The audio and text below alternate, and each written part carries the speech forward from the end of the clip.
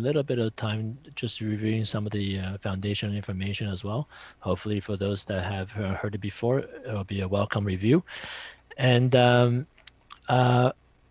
what I would like to do for day one is hopefully cover most of the part of the leg below the knee, and then for the day two, we'll focus on the material between the hip and the knee area. And I'm also going to cover relevant common clinical problems as we go along instead of putting them all at the end, just so that you can have a chance of thinking about the material from a clinical perspective, and sometimes that applied component makes it easier and more easier to make associations about the anatomy, because I'll be honest, even though I love anatomy, especially after I discovered the connections with the ancient classics, non-stop anatomy is quite heavy, quite dense. So we'll try to break it up a little bit with a little bit of clinical application. I will also try to answer questions that you submit by chat before our breaks and our lunch. So I'll leave a little bit of time before each break so we can answer questions as they come fresh from your mind, rather than answering them all at the end. Okay. So I also want to mention that you should have in your notes the core lecture component, but then there's also a second package, so to speak, that is the strategy. So what I mean by that is it is all the protocols that we'll be going over and the rationales on how to design these protocols. The protocols are meant as a template, but once you understand it, you really can build your own recipes. So you should have that strategy packet handy, so that when I am ready to talk about clinical problems, you'll be able to have that at your fingertips right away. Okay. So we're going to begin with some review about the innervations to the lower extremity. Okay. So what we're going to start off with is this kind of scary slide from Gray's Anatomy. Okay. And what I want to first mention is that if you look at the top left corner, you'll see that it is labeled ventral rami. Okay, so first we need to appreciate that the nerves that come out of the spine, the vertebrae, there are little foramens on the sides of the vertebrae called spinal foramens, vertebral foramens, and that's where the spinal cord branches nerves outwards bilaterally, and those nerves are called spinal nerves. Okay, so you have the spinal cord inside the vertebrae. They go through foramens called vertebral foramens on either side, and then when that nerve that comes out, it's called a spinal nerve. Now that spinal nerve ramifies or has different roots, as the Latin name for the what ramus means, and so there's an anterior rami and a dorsal and a posterior rami. That is synonymous with ventral rami and posterior rami. So anterior and ventral is the same, dorsal posterior is the same. Okay, now we'll talk more about the dorsal rami in the torso module, because the dorsal rami innervates the perispinal muscles, so erector-spinae muscles. Okay, so think Huato Jiaji, think bladder meridian, inner and outer bladder meridian. Those are what the dorsal rami affect.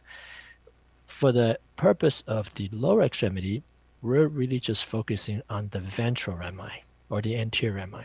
So in other words, when the nerves come out of the spinal cord, a spinal nerve, it branches posteriorly to innervate this perispinal muscles, okay, from the neck all the way down to the sacrum, and then it ramifies anteriorly, and that's called the ventral rami. So this is why at the top left corner, I've labeled the slide ventral rami. However, the ventral rami itself divides into green and yellow. And this is why we have posterior division to division. So the reason why I went into so much detail is I don't want you to think that we are looking at anterior and posterior rami. We're not. Everything you're seeing now is anterior or ventral rami. It does the same thing. It's just that the anterior rami splits into anterior and posterior. Okay, so that you can see how that can be a little bit confusing. This is why I want to set that straight from the get-go. Now, the nerves you're looking at in this diagram are, as you can see on the right-hand side where my laser pointer is pointing to, starts about to T12, goes down to L5 area. Okay, so what we're looking at are the nerves are in the lumbar region. Okay, and you can now let's take our attention over to the left side of the slide. You have nerves called either hypogastric, either inguinal, genitofemoral. A lot of mentions about inguinal area, a lot of mention about femoral, inguinal area, genital area. So already we can appreciate that these are parts of the anatomy that's going to be more pelvic, inguinal, groin region. Okay, and these nerves are actually all sensory nerve, meaning they all just provide sensation to the genitalia, to the pelvic area, and so they actually make up more of the torso aspect, which we're going to touch on in the torso module. Okay, we are mostly focused on the nerves that actually go into the lower appendage itself, and so that could be the lateral femoral cutaneous nerve, the next nerve over here. So you can trace this green color back to its nerve roots. It has nerve roots at L2 and L3. Okay. Now, as the name implied, the lateral femoral cutaneous nerve is a cutaneous nerve, means that it provides sensory information. When it's a cutaneous nerve, it means it has no motor component. Okay, so it's not involved in any type of muscle contraction or activation. So it, as a lateral femoral cutaneous nerve, in your mind's eye, you should be able to appreciate that as covering the skin on the lateral aspect of the thigh. Okay, and so there are various conditions that patient will complain about, that they have pain on the lateral side of the thigh, lateral side of the knee. We need to have appreciation which nerves are involved, because it translates back to which points stimulate or target these specific nerves, so that we can design our treatment protocol. Another very important nerve is obviously the femoral nerve, as you can see here, and it has the segments from L2, 3, 4. Okay, so in other words, somebody has a herniation or stenosing, which just means narrowing of the vertebral canal or the vertebral foramens. It could exert pressure and irritation on L2, L3, L4. Then what can happen is that it will compromise or inhibit the function of the femoral nerve.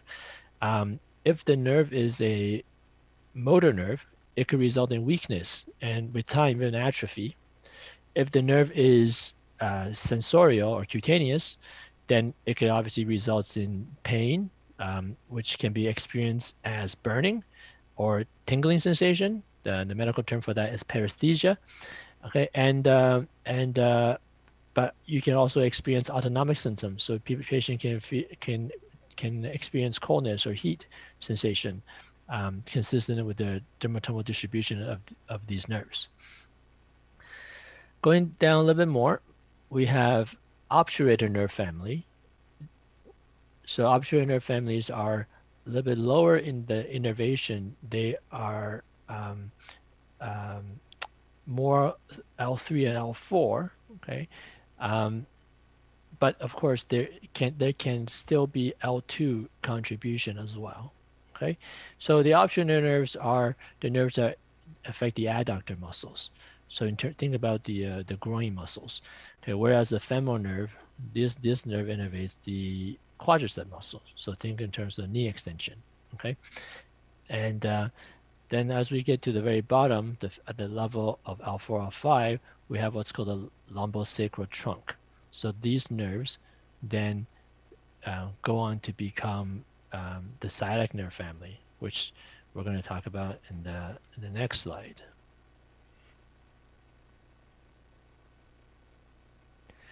Okay, so let's just draw our attention to the right side of the diagram again. So now we're going from L4, L5 to sacral levels now, S1, S2, S3, S4, and so forth. Okay, so this is just a continuation of the previous slide, except it's lower in the anatomy, more inferior, or anatomics to be more caudal, more tail side of the anatomy. And and you can appreciate, okay, that there are different shadings going on here. So you can see that there's the yellow and the cross hatched yellow. So this is the same thing as the green and yellow in the previous slide, okay, except in this case the green is now the cross hatched component. Okay, now what I want to draw your attention to is that this big thick nerve over here, the sciatic nerve, is actually comprised of anterior and posterior divisions. It's mixed together. Okay, so we can actually see that the yellow portion here corresponds to the tibial aspect of sciatic nerve. So sciatic nerve ultimately becomes the common peroneal, as you can see over here, and also the tibial nerve. But within the nerve cable itself, it's already been divided into these different divisions. Okay, and so they ultimately come down the leg and give you like pain and burning sensation in the heel and the foot, and so forth. We'll talk about that type of pathology. I want to also draw your attention to something called superior gluteal and inferior gluteal nerve. Okay? And just as the name implied, they have something to do with the glutes. And these nerves come from levels of L4-5, okay, and also S1. And whereas the inferior nerve goes a bit lower, involves level S1 and S2, as you can see if you trace it back to its roots. So why are these nerves important? These nerves innervate the different glutes muscles. There's the glute medius, glute minimus, glute maximus. Different, depending on which of the glutes muscle where patients having a problem with, you actually need to target different nerves. Okay, so we're going to review the significance of that. And so that, of course, you have some other clinically important nerves, but relatively not as common in terms of the clinical presentations. And there are the pudendal nerve, okay, and then the nerves that goes to the coccyx. So you think of coccydynia. People have a pain in the perineum area. Okay, so in between the legs. Those type are not as common, but they we can appreciate that they will come from the sacral and coccygeal levels of the innervation. Okay. So now we're going to take a different view of what I talked about, and now we have actual vertebrae drawing for us. And again, I want to just point out that we're talking about dorsal divisions and ventral divisions, but they are all in the context of the ventral rami, okay, or the anterior